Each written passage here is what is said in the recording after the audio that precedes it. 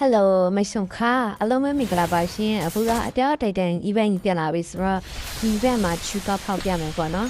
ဒီอีเวนต์ကဂျာอีเวนต์နေလို့ပဲဖောက်ရတာအရင်ကမှလက်ကူတယ်ပြီးလို့ရှိရင်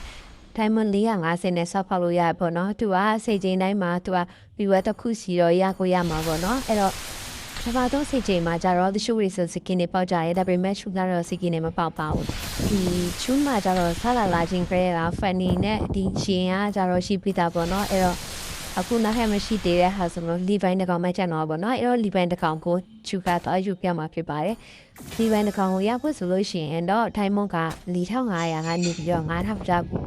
လိုအပ်တယ်ပေါ့နော်ကဲလို့ face 1 face 2နဲ့ comment solution နဲ့တိုင်မွ2000ကျော်ပဲကုန်တော့ပေါ့နော်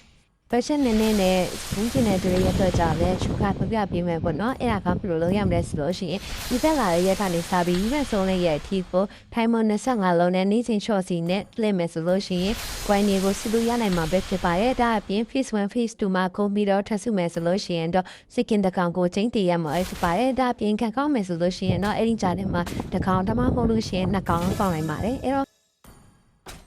နေမှာဘာရီယူကြမလဲဆိုတာ comment မှာမှတ်တော့ပြအောင်เนาะပြီးတော့ကြတော့ချူရဲ့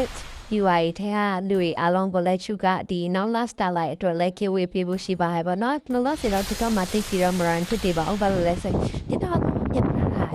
ဂျာတီးရဖြစ်တဲ့အတွက်ပေါ့เนาะပြန်ပြီးတော့အခုမှပြန်လုံးနေရဖြစ်တဲ့အတွက်ဒီတော့မှာတော့ giveaway တွေကလုံးဝတင်တော့မဟုတ်ပါဘူးဒီ YouTube ကမှမဟုတ် Facebook မှာပဲတင်ပါသေးလို့ YouTube နဲ့ Facebook တွေကိုပဲsubscribe လုပ်တာတော့ follow လုပ်တာတော့လုပ်ထားပေးပါစီစီမြိုက်တင်ပါရဲ့ဗီဒီယိုဆုံးသိချင်တဲ့တယောက်ချင်းချင်းနောက်ထပ် like ဝေးတွေအများကြီးပြနေအောင်စူးစမ်းနေပါတယ်အားလုံးကျေးဇူးတင်ပါတယ်ရှင်